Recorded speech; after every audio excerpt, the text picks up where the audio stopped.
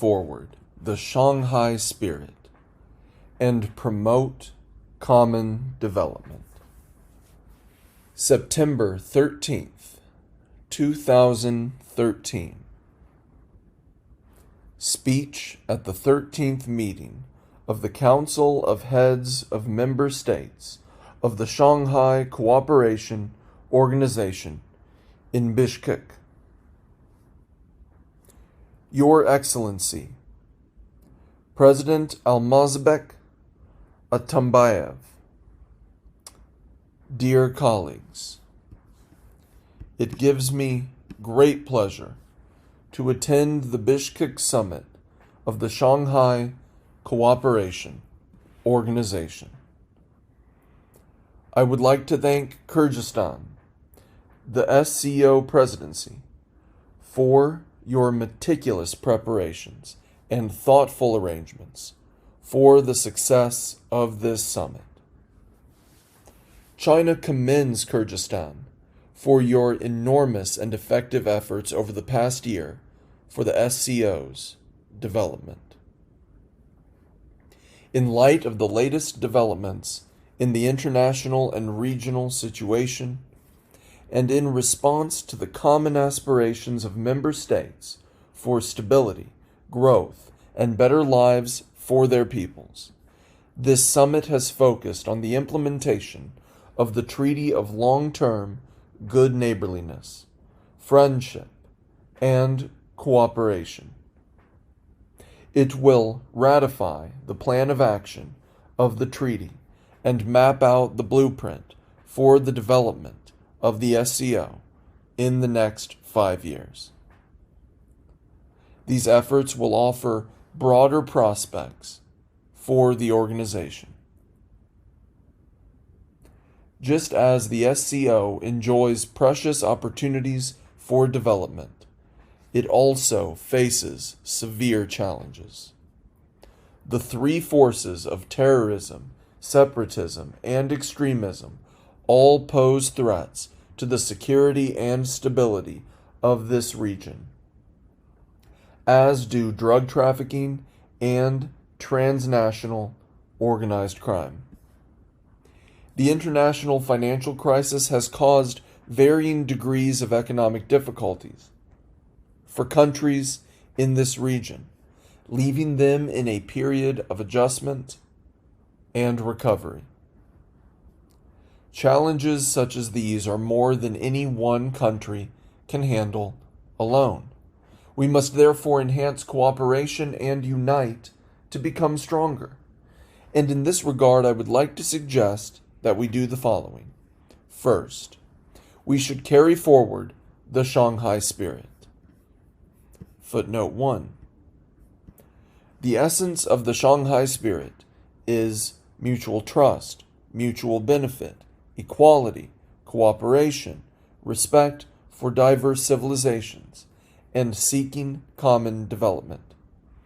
It was proposed by China's then President Jiang Zemin in June 2001 at the founding meeting of the SCO, and was written into the Declaration on the Establishment of the Shanghai Cooperation Organization. End of footnote 1. To implement the Shanghai spirit, we should build up trust among member states and conduct mutually beneficial cooperation based on equality, consultation, mutual understanding, and mutual accommodation. This conforms to the trend of peace and development of the times and accords with the interests and aspirations of the people of the member states. We should implement the Treaty of Long-Term Good Neighborliness, Friendship, and Cooperation with real actions, and promote cooperation wholeheartedly in all fields within the SCO framework, so that member states will become good neighbors, living in harmony, good friends pulling together in troubled waters, and good partners sharing weal and woe. Second, We should jointly safeguard regional security and stability. A secure and stable environment is a prerequisite for mutually beneficial cooperation and common development and prosperity. We should implement the Shanghai Convention on Combating Terrorism, Separatism, and Extremism, and the Program of Cooperation, improve the system of law enforcement and security cooperation of the SCO, entrust the regional counterterrorism structure with responsibility for anti-narcotics operations, and on this basis, establish a center for comprehensive responses to security threats and challenges. The relevant authorities within the member states should also open up a channel for routine communication and explore ways to act and work together to combat terrorism, separatism, and extremism so as to create a sound, working, and living environment for the peoples of this region.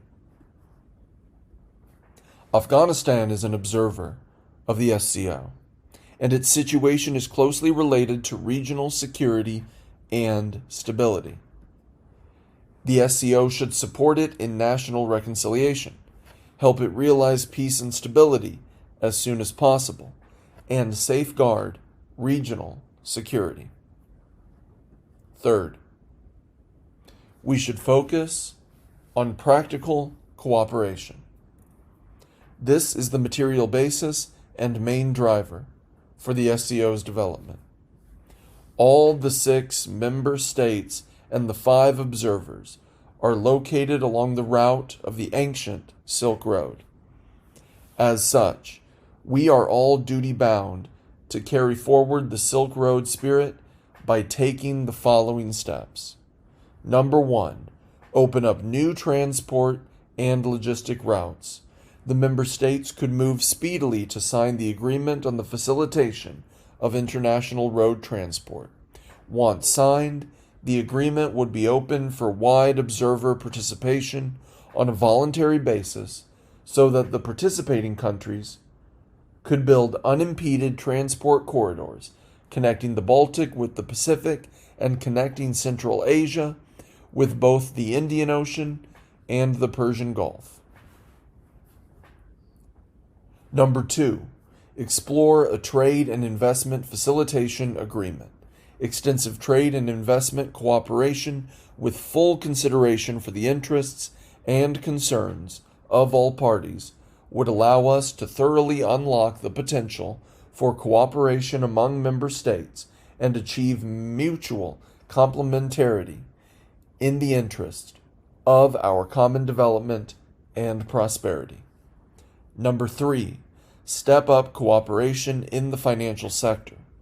We should establish an SCO development bank, which would provide funding guarantees and serve as a settlement platform for the organization's infrastructure development and collaborative economic and trade projects.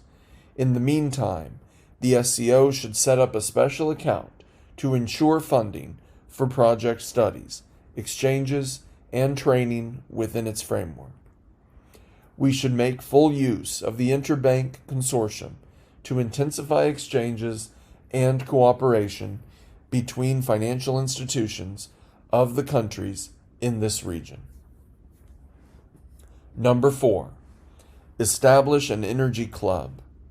This would help us coordinate energy cooperation within the SCO framework, secure stable supply and demand, ensure energy security, and on top of these, encourage extensive cooperation in such areas as energy efficiency and new energy sources. Number 5, put in place cooperation mechanisms for food security. We should enhance cooperation in agricultural production, agro-trade, and food safety to ensure greater food security. Last but not least, we should intensify people-to-people and cultural exchanges to build strong public support and a social foundation for the SCO's future development. We should promote cooperation in a wide range of areas such as culture, education, film and TV, health, sports, and tourism. At the Beijing summit, China announced a 10-year program of 30,000 government scholarships for the other member states. We are ready to work closely with the other member states to maximize the benefit of this program. China will also establish a China SCO base for international judicial exchanges, cooperation, and training at Shanghai University of Political Science and Law. We would like to make it a platform for training judicial professionals for the other member states. Traditional medicine is a new area of cooperation. China stands ready to join hands with the other member states in building medical institutions specializing in traditional Chinese medicine to make full use of such resources for the benefit of the people of our member states. China has taken the lead in establishing an SCO committee on good neighborliness, friendship, and cooperation in line with a consensus among the parties concerned. We hope that all fellow member states and observer countries will establish similar organizations for the purpose of enhancing mutual understanding and traditional friendship among our peoples. The Bishkek Declaration clarifies the stand of member states on the Syrian issue. Here, I would like to reiterate that China pays close attention to the Syrian situation and supports the international community's drive for a ceasefire and peace talks, and calls on both sides of the Syrian conflict to work out a political solution to the crisis. China supports Russia's proposal that Syria surrender its chemical weapons to international control for their eventual destruction.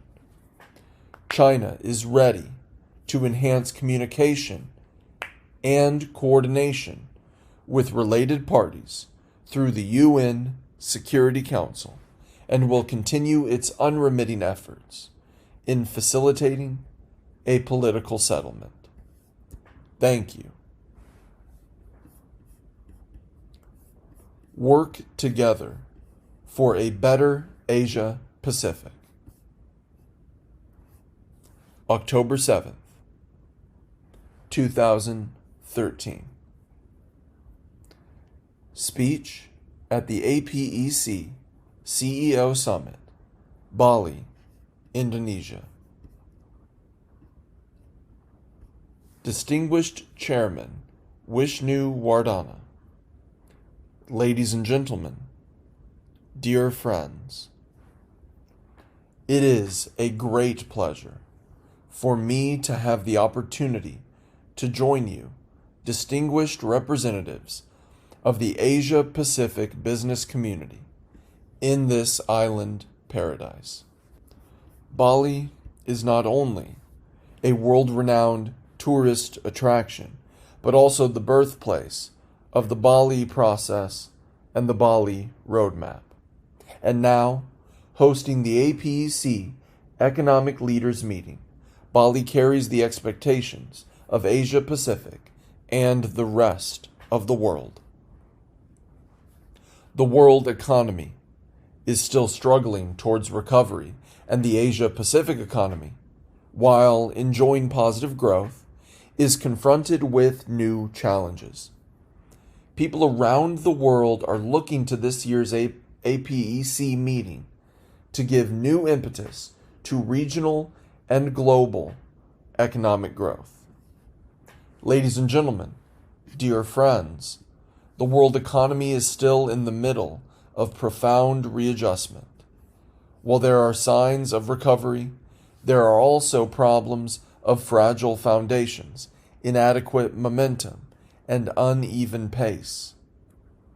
Major developed economies are far from resolving their structural problems, making it all the more necessary to strengthen macroeconomic policy coordination. Emerging market economies have slowed down and now face more external risks and challenges. The WTO Doha Round negotiations are fraught with difficulty, and trade and investment protectionism is resurfacing in new forms. To achieve a full recovery and healthy growth of the world economy will be a long and tortuous process. Confronted with these new challenges, both developed and developing economies are looking for new drivers of growth. Where can we find them? In my opinion, they can only be found through reform, readjustment, and innovation. The Asia-Pacific region has long been an important engine of world economic growth. To push for a recovery in the sluggish world economy, economies in the Asia-Pacific region should have the courage to do what has never been done before and build an open growth mode featuring innovative development, interactive growth, and converging interests. Only by so doing can the Asia-Pacific economies play a leading role in the recovery of the world economy. A Chinese poem runs, "When one doubts whether there is a way out from the endless mountains and rivers, one suddenly finds a village shaded by soft willows and bright flowers." Footnote 1. Liu Yo, Visiting a Mountain Village, Liu Yo, 1125 to 1210, was a poet of the Southern Song Dynasty, 1127 to 1279. End of footnote 1.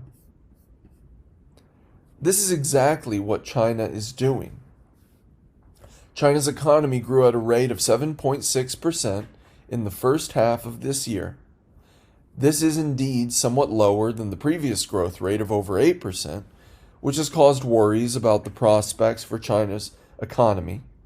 Some wonder whether there will be a hard landing, whether sustainable, healthy growth is still possible, how China will deal with this situation, and what impact this will have on the Asia-Pacific region. Here, I wish to share with you some of my observations. To begin with, I want to emphasize that based on a comprehensive analysis of all factors, I am fully confident about the future of China's economy. I am confident because, first of all, China's growth rate is within a reasonable and expected range, from the previous double-digit growth rate to 9.3 in 2011, 7.8 last year, and 7.6 in the first 6 months of this year. The change in pace of growth has on the whole been smooth. In fact, the growth rate of 7.6% makes the Chinese economy the fastest growing among all major economies. The fundamentals of the Chinese economy are good. GDP growth and other major economic indicators are within the expected range. So everything has been going as expected, and nothing has come as a surprise. The slowdown of the Chinese economy is an intended result of our own regulatory initiatives. This is because, according to a thorough calculation done at the time we set our mid- and long-term development goals to double the 2010 GDP and per capita income by 2020, it is judged that a 7% annual growth rate would suffice. Moreover, we have recognized that to ensure long-term economic development, China has to press ahead with structural reform. even if this requires some sacrifice of pace. In whatever undertaking, one has to look far and plan wisely to take care of both short and long-term needs. Killing the goose to get the eggs or draining the pond to catch the fish is no formula for sustainable development. Second, I am confident because the quality and efficiency of China's economic development are improving steadily. China's economy in the first 6 months of this year has generally made smooth progress. By smooth, I mean our economic growth has been within a reasonable range. And by progress, I mean the shift of our growth mode has picked up pace. China is moving from over-reliance on investment and export in the past to increased dependence on domestic demand, especially on consumption. The economic figures for the first half of this year show an increasingly visible role of structural adjustment in boosting growth. Domestic demand has contributed 7.5 percentage points to the GDP growth, with 3.4 percentage points coming from consumption. We no longer take the GDP growth rate as the sole criterion for success. Instead, we are focusing more on improving the quality and efficiency of growth. This has proved a reasonable approach for both China and the rest of the world. Third, I am confident because China has a strong domestic driving force for growth. This force is increasing and will continue to get stronger. The ongoing process of a new type of urbanization will create space for hundreds of millions of Chinese to move from villages to cities in pursuit of a better life. The improvement of education in China will bring about a modern, professional workforce of higher caliber, broader vision, and better skills. China's vigorous implementation of the innovation-driven development strategy will more closely link science and technology with economic growth and foster innovation and emerging industries. The continued expansion of domestic demand and consumer market in China will unlock considerable potential for growth. And, above all, China is committed to putting people first and making development benefits accessible to more people across the country. All these will translate into a strong homegrown force for our economic advance. Fourth, I am confident because the Asia-Pacific region enjoys sound development prospects. Thanks to the concerted efforts of all its economies, the Asia-Pacific region boasts a high level of free movement of capital, information, and people, and an increasingly clear division of labor. A substantial Asia-Pacific market is emerging. The new scientific and industrial revolution that is now in the making will add to the existing strength of the region. The Asia-Pacific economies are also in a much better position to fend off risks, with more flexible exchange rate schemes, notably larger foreign exchange reserves, and various multilateral and bilateral financial arrangements providing institutional protection. China has faith in the development prospects of the Asia-Pacific region. Benefiting from overall economic growth in the region, China has achieved its own development. At the same time, China's development has also contributed to regional economic growth. I believe that such interaction will gain even stronger momentum, thus creating more opportunities for the development of the whole region. I am firmly convinced that the Chinese economy will maintain its sound growth. At the same time, we are soberly aware of potential problems and challenges from falling demand, production over capacity, local debts, and shadow banking, and we are paying close attention to possible impacts from external forces. In this connection, we are taking prudent and proper measures to forestall any potential problems. Ladies and gentlemen, dear friends, the Chinese economy has entered a new development stage. Its growth mode and structural readjustment are undergoing profound transformation. In this process, there will inevitably be one challenge after another. Efforts to meet these challenges will be accompanied by the throes of readjustment and other troubles in the development process, which will prove to be unavoidable. Rainbows mostly appear after wind and rain. As someone aptly put it, no mountain is too high for a man to scale, and no road too long for a man to walk. However high the mountain may be, or however long the road may seem, we will be able to get there as long as we stay the course and keep moving.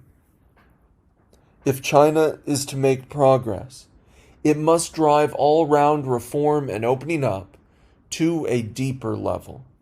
To live up to the new expectations of our people, we must, with firm confidence in reform and opening up, greater political courage and wisdom, and stronger measures to advance reform and opening up, free our minds, unleash and develop social productivity, and unlock and enhance the creative forces of society. China is drawing up a master plan for the continuation of reform in all respects. Our general approach is to press ahead with reform in the economic, political, cultural, social, and ecological fields in a balanced manner. Address the challenges cropping up in the course of development. Remove institutional obstacles to sustainable and healthy economic growth, and create a new impetus for economic development through reform. We will improve our basic economic system, strengthen the market system, advanced institutional reform in macro regulation, fiscal and tax systems, financial sectors, and investment, extend the market-oriented reforms of interest rates and exchange rate, and make the renminbi exchange rate more flexible, and achieve over time the convertibility of the renminbi under the capital account. We will continue to reform the administration system, transform the functions of the government, streamline the government and delegate powers in order to have a clearly defined relationship between the government and the market, and let the market play its basic role in allocating resources to a greater degree and in a wider scope. We will improve the management of science and technology, enhance innovation capability, and build a system for technological innovation which is led by enterprises and guided by the market, and which integrates the efforts of enterprises, universities, and research institutions. We will ensure and improve standards of living on a priority basis, promote social equity and justice, achieve higher quality employment, further the reform of income distribution, and improve social security and basic public services. We will step up environmental protection and resource conservation to create a good working and living environment for our people and respond to global climate change. We will follow a more proactive opening up strategy, improve the open economy, which is mutually beneficial, diversified, balanced, secure, and efficient. Encourage coastal, inland, and border areas to draw on each other's strengths in opening up. Develop open areas that take the lead in global economic cooperation and competition.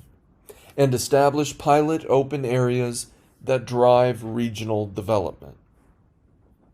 We will continue to attach equal importance to export and import and promote balance in foreign trade. We will attract foreign investment and encourage companies to go global at the same time and enhance international investment cooperation. We will promote investment and trade-related institutional reforms and improve relevant legislation to create a legal environment in which foreign companies in China can operate in a fair manner. We will make overall planning for bilateral, multilateral, regional, and sub-regional opening up and cooperation, accelerate the implementation of the FTA strategy, and promote communication and exchanges with our neighboring countries. We are aware that the reform is a profound revolution that involves adjustments of major interests and improvements of systems and institutions in various fields. China's reform is sailing in uncharted waters with tough challenges. The problems we face in the current phase of reform are especially difficult. It is extremely important that we press ahead without letting up.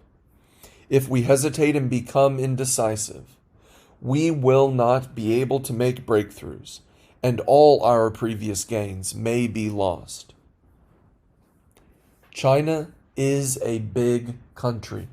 We cannot afford any drastic mistake on issues of fundamental importance, as damage from such mistakes will be beyond remedy. Our position is that we must be both bold enough to explore and advance, and prudent in carefully planning our actions. We will stick to the right direction and press ahead with reform and opening up. We will have the courage to crack the hard nuts, navigate the uncharted waters, and take on the deep-rooted problems that have piled up over the years. We must not stop our pursuit of reform and opening up, not for one moment.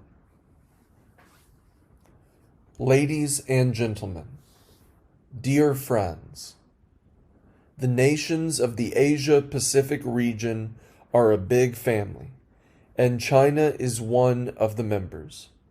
China cannot develop in isolation from the Asia-Pacific region, while the Asia-Pacific region cannot prosper without China. Sustainable and healthy development of the Chinese economy will bring greater opportunities to the development of the region. China will firmly uphold regional peace and stability, and help cement the foundations for a mutually beneficial situation in the Asia-Pacific region. I want to repeat what I noted at the Boao Forum for Asia and other events this year. Peace, like air and sunshine, is hardly noticed when people are enjoying it, but none of us can live without it. Without peace, development is out of the question, like water without a source and a tree without roots. We Chinese often say, "A family in harmony prospers." As a member of the Asia-Pacific family, China is ready to live in amity with other family members, which help each other. We hope that all members of the Asia-Pacific family will cherish the peace and stability we now enjoy, which has not come easily, and will work together for a harmonious Asia-Pacific of enduring peace and common prosperity. China will work energetically to boost regional development and prosperity, and broaden opportunities for mutual benefit in the Asia-Pacific region. China is the biggest trading partner, largest export market, and a major source of investment for many Asia-Pacific region economies. In 2012, China accounted for more than 50% of Asia's economic growth. By the end of the same year, China had approved more than 760,000 foreign commercial investments and attracted around 1.3 trillion US dollars in foreign direct investment. China has signed 12 free trade agreements with 20 countries and regions, with 6 more under negotiation. Most of China's free trade partners are APEC members. In the coming 5 years, China will import over 10 trillion US dollars worth of goods, invest over 500 billion US dollars worth overseas, and send over 400 million tourists abroad. China's growing domestic demand, particularly consumption and investment demand, will offer foreign investors more opportunities for cooperation. China will commit itself to building a cross-Pacific regional cooperation framework that benefits all parties. The vast Pacific is free of natural barriers, and we should not erect any man-made ones.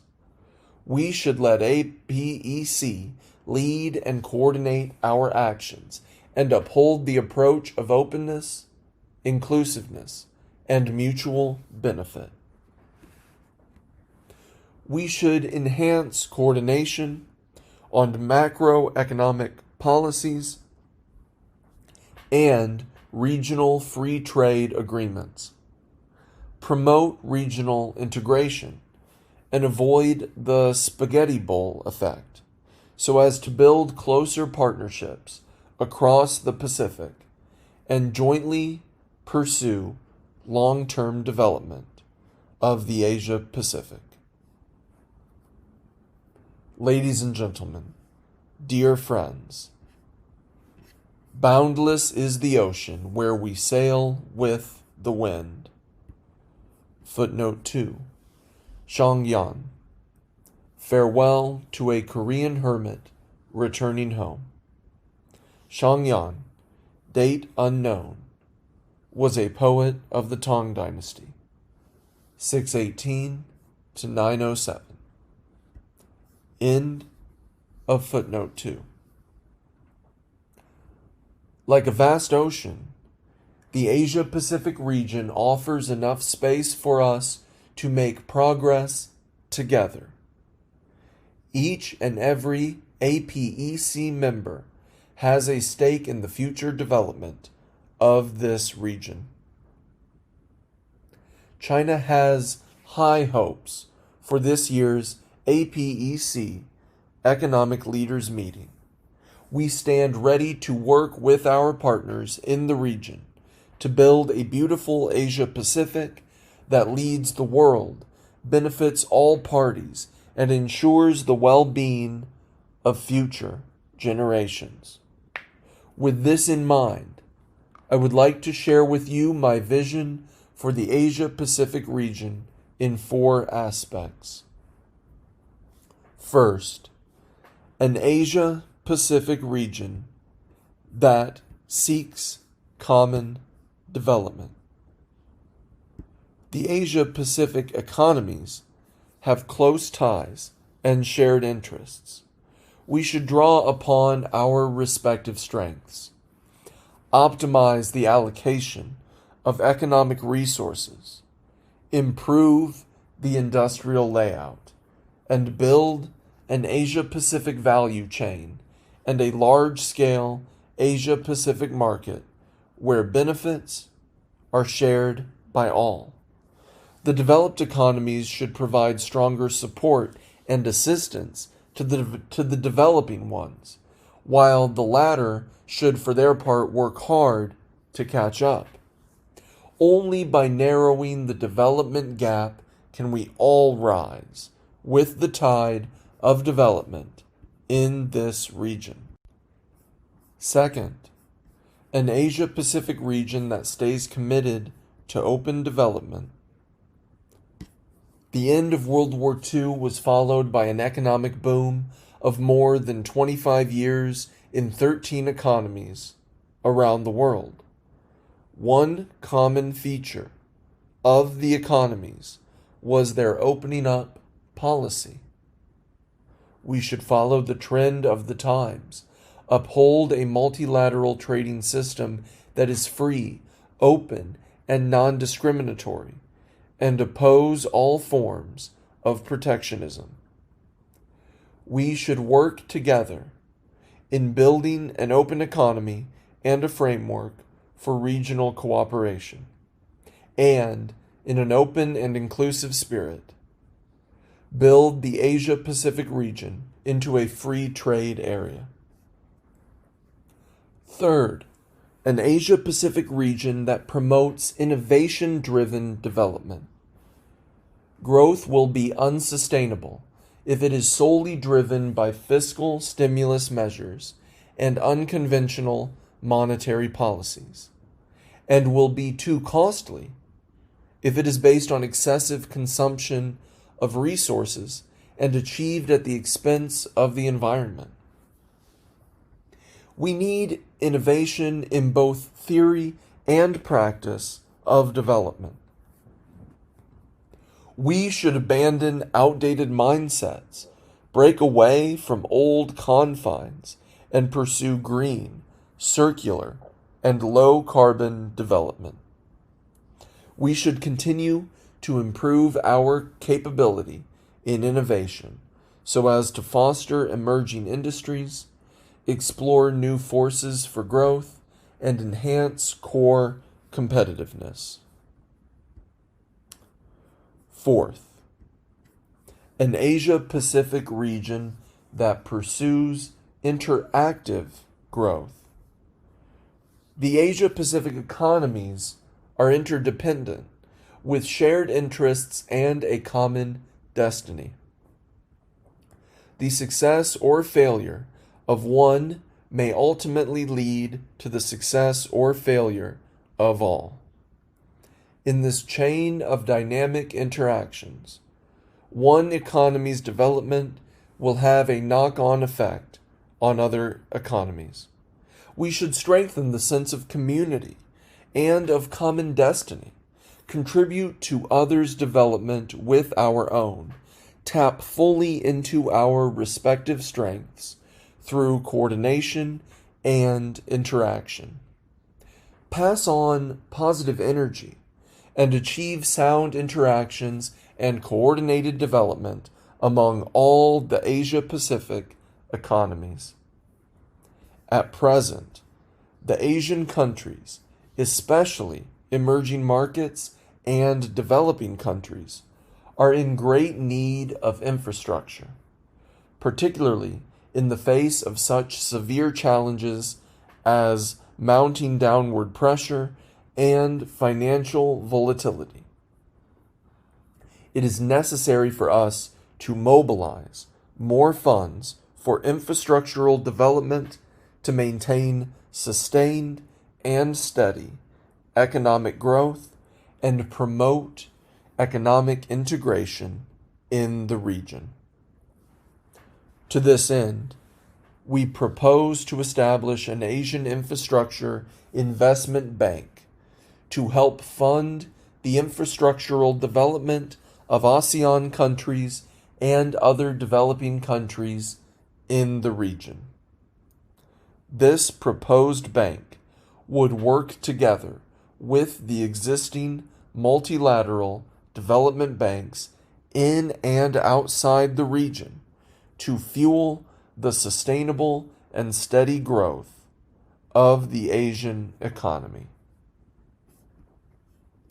Ladies and gentlemen, dear friends, the business community is a major force for the development of economy and trade, as well as an integral part of APEC cooperation.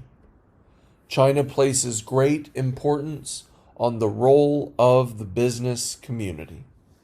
We are ready to hear your views and suggestions and facilitate your deeper and more rapid engagement, especially that of SMEs and micro businesses in economic development and regional cooperation. Last August, China's business community established an APEC China Business Council.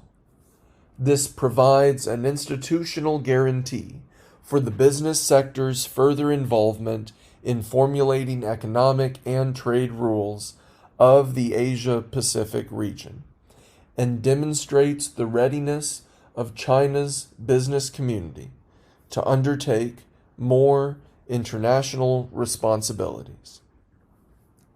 More friends, more opportunities. Many of you present here are old friends of the Chinese people who have participated in all China's reform and opening up endeavors. We will never forget our old friends, and we will be most happy to make new ones. China welcomes and encourages businesses from all economies, APEC members in particular, to invest and do business in China and take an active part in China's reform and opening up. The more friends we have, the more China's reform and opening up will thrive and prosper. I hope friends from the business community will make full use of APEC as a platform to make your voices heard on how to improve trade and investment environment in the Asia-Pacific region, and with your strength in market information, technology incubation, and innovative capability, put forward strategic and progressive suggestions for promoting trade and investment liberalization and facilitation, deepening regional economic integration, and the future development of APEC. Ladies and gentlemen, dear friends, China will host the 2014 APEC Economic Leaders Meeting and the related events. Taking this opportunity and focusing on the future of APEC, we will seek to build closer partnerships, further pragmatic cooperation, and enhance the leading role of APEC in shaping the long-term development vision of the Asia-Pacific region. I hope that all of you, friends from the Asia-Pacific business community, will meet in Beijing then for discussions and witness another important moment in the development of the Asia-Pacific region. Thank you.